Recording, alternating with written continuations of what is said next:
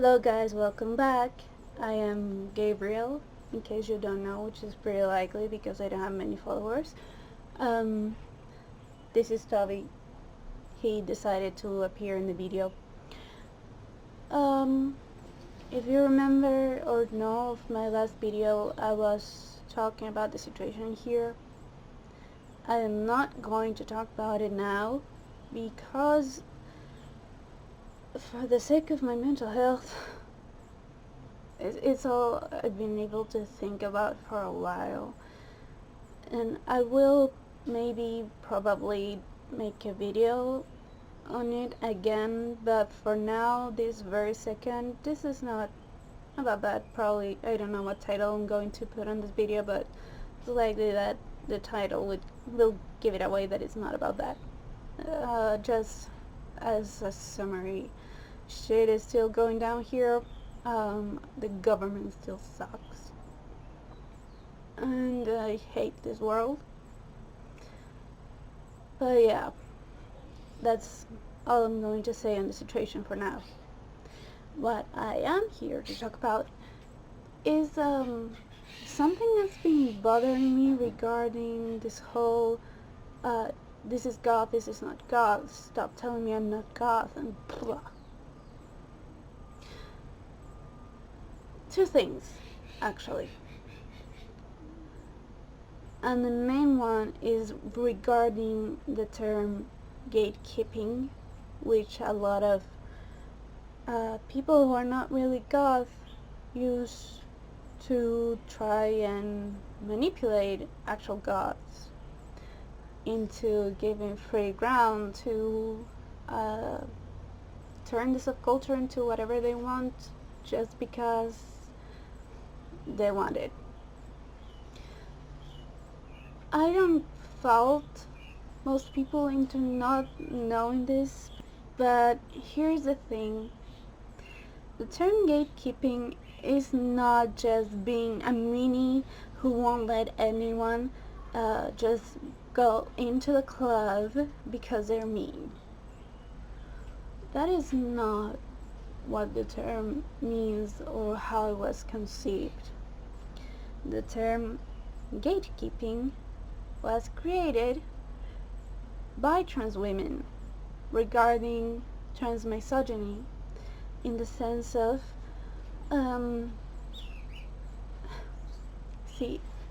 transgender people, but especially trans women and transgender people of color, twice for trans women of color, are very policed regarding their gender expression as a whole, in the sense that trans women who don't perform traditional femininity as much as the doctor in turn wants them to will many times be denied access to medical transition. This means trans women who are not straight, especially if they just don't like men, if they're trans lesbians, trans women who are tomboys instead of hyper feminine women, trans women who don't pass as easily as others as cis, trans women who are not thin, trans women who basically trans women who are not white, because the standards of femininity are white. That's why even cis women of color will be masculinized no matter how they present, and the darker or blacker the worse they get it. All those trans women who don't conform to traditional cisgender, hyper feminine, white, skinny standards of traditional femininity have a lot of chances of being denied access to hormones and to surgeries and to even changing their legal papers to fit who they actually are, which is very important for them to be safe, because if they were to be charged with a crime and sentenced, they'll be sent to a men's prison, which, if you know anything about life, is not very safe for them. Trans women who don't get the treatment, the medical transition that they want, have a lot less chances of passing, which also means they are exposed to violence if they cannot be more stealth.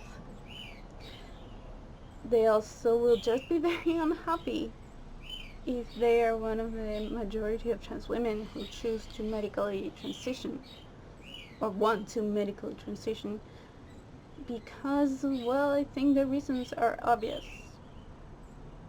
and it's not like there are high rates of suicidality among trans people in general. So I am kind of really bothered by how the term gatekeeping has been used, because it's trivializing of what it actually means, of what the purpose of the term has always been, which is to talk about how trans women are kept from being themselves to their heart's content, and to be safe and happy if they don't please the doctor or the judge or the whatever that they have in front of them at that precise time. Trans women who are tomboys, who are butch, for example, many times when they go to the doctor who gives them their hormones, will dress feminine in ways they usually wouldn't. Many trans women who are not straight will lie to their doctors and tell them, I am super straight, I love men, I only love men, women, bleh. You know? Tavi is bathing. So it's a serious issue. It's not just like, I am offended. Because first of all, I am not a trans woman, so I am not the one who would be offended by this. But it's worrying. There are a lot of trans women in my life that I adore with my heart. And to see something so delicate for them being trivialized because some people think that they can transform a subculture to fit their whims is infuriating. Sorry. It's fucking infuriating. This is something... Don't get me wrong, goth is important to me, but between a subculture, as much as I love it, and life and death, or assault or no assault, or suicide or not suicide for trans women, I think the priority there is obvious. If you don't hate trans women, at least. I think making sure that trans women are happy and safe is a lot more important than whether you get to call yourself a goth or not.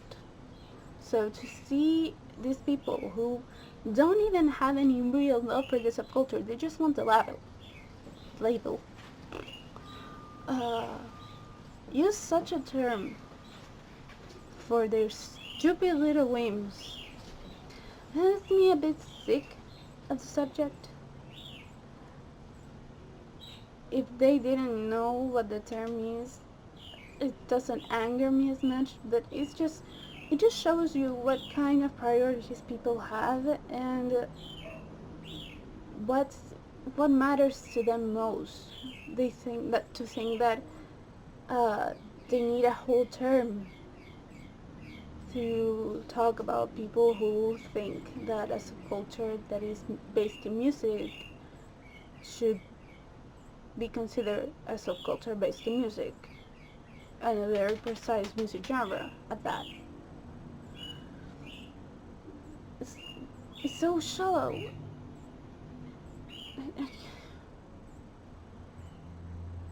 And like I said, they don't even have a love for the subculture, at least. They just want a label.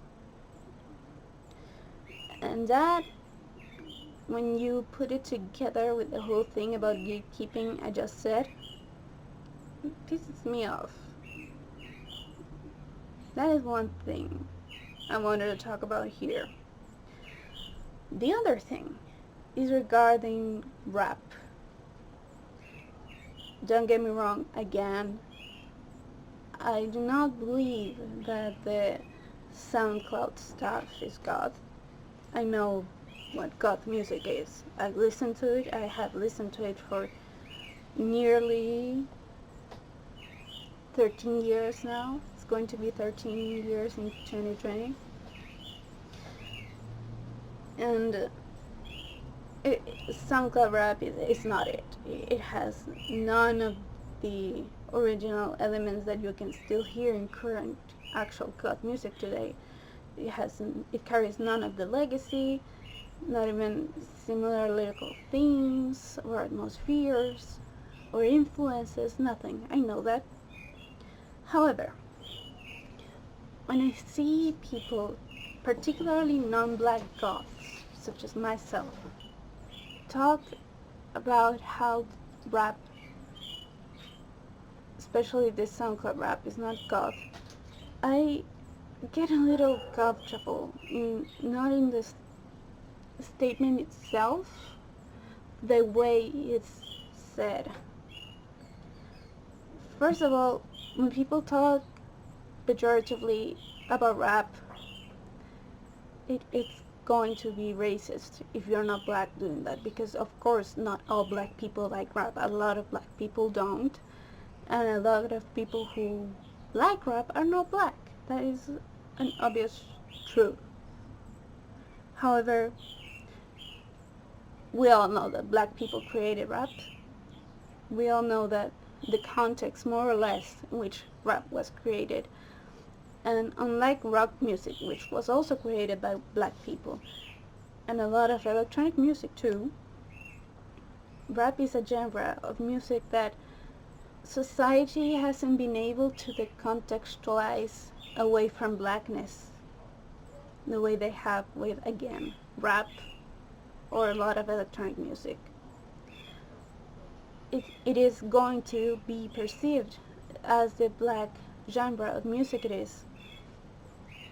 So I think us non-black goths should be very careful on how we talk about rap not being goth, because it is one thing to say the fact that the SoundCloud rap thing is not goth because it doesn't have the sound, it has none of the legacy, none of the influence, and it was not created within any goth scenes. It was just people who liked the term goth because they thought it was edgy and made edgy rap and thought that made it goth because it was edgy and dark.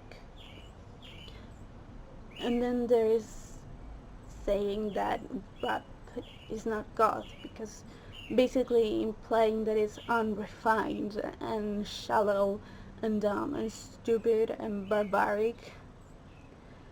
I have not yet heard people using those exact words, but I often read things regarding this that are like one step removed from that. So, like I said, I think we as non-black people should be extremely careful on how we mitigate this misconception regarding SoundCloud rap. We cannot talk about it in a way that, whether we like it or not, will always be racist, because it is a genre of music that cannot be, at least en masse, I don't know how the fuck you pronounce that, decontextualized from blackness, because it's a very black genre of music created by black people, in which so far black people are still the most visible artists and listeners. I also have a problem with how people talk about the N-word being in it, especially when it comes from people within a subculture that glorifies a singer, a death rock singer, singing the full N-word with a hard R that is white. Like, a ton of non-black goths say that Ross Williams there was doing some satire of some kind, which is the dumbest satire I've ever heard because it doesn't punch up, if you ask me. And it's not obvious. It's just being edgy, if you ask me. But then the same people will act like black people using their own slurs makes the music in which it happens wrong. I know there are black people who think the N-word should not be reclaimed at all, and that is okay. I mean, that is none of my business. But that's the point. It's none of our business. It's like, I can use the word dyke all I want because I am one. Trans women can use the T word because it is a word that affects them and only them. And if a cishet were to come to me to tell me you cannot call yourself a dyke because that is wrong, when then knowing that I can use that word, I would be pissed. I would be very pissed. And there are some within the community who also think we should not, that the word dyke should not be reclaimed. And that is a thing, an intra-community thing that we can talk among ourselves. But outsiders, men, anyone who's not one of us, has no business telling us what or what not to do with that word.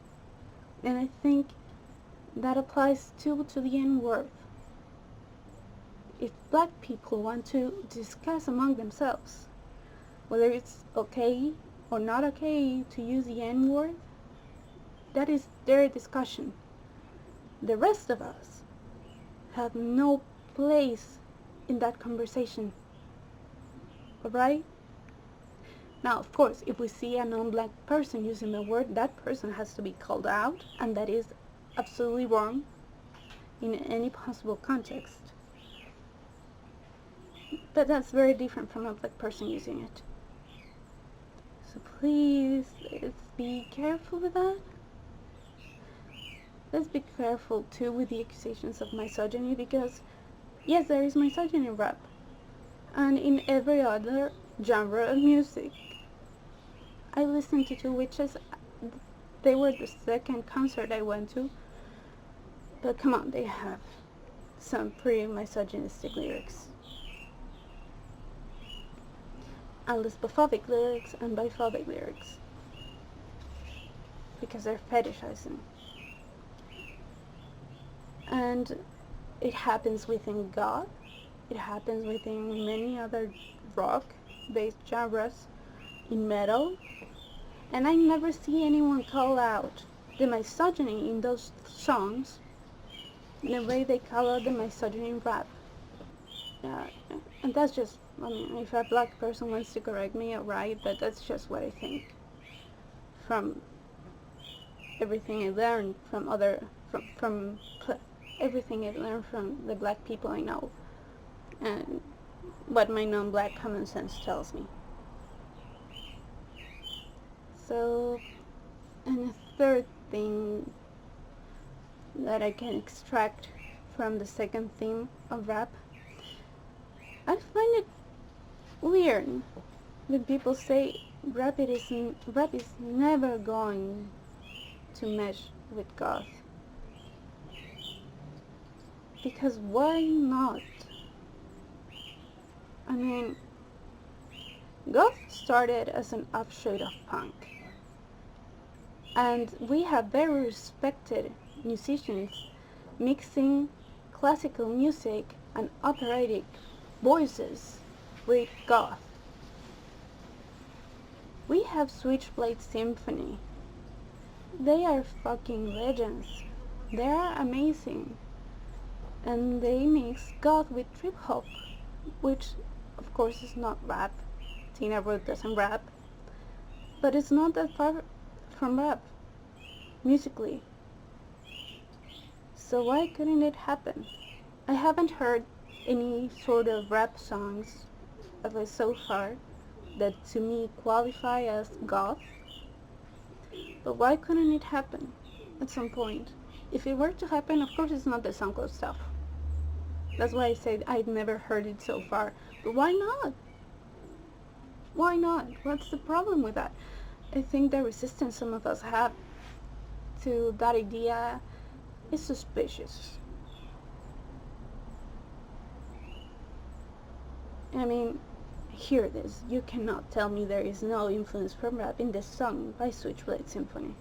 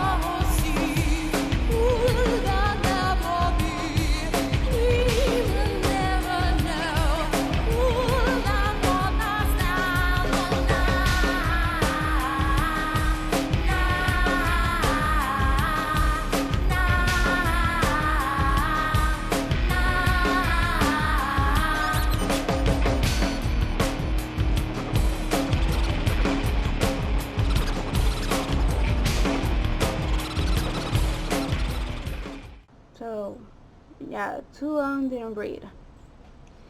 Stop trivializing the term gatekeeping. It is not about being mean. It's about the oppression of trans women that can be deadly.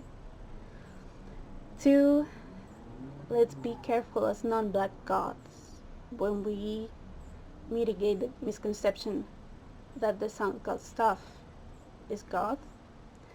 3, why couldn't it happen when we are not as reluctant to accept other genres of music mixing with goth? And I think that has a lot to do precisely with the blackness that we perceive from rap, and with a lot of people perceiving rap as unrefined and all that. That's it for now. I hope I wasn't too annoying. Stop throwing trans women under the bus.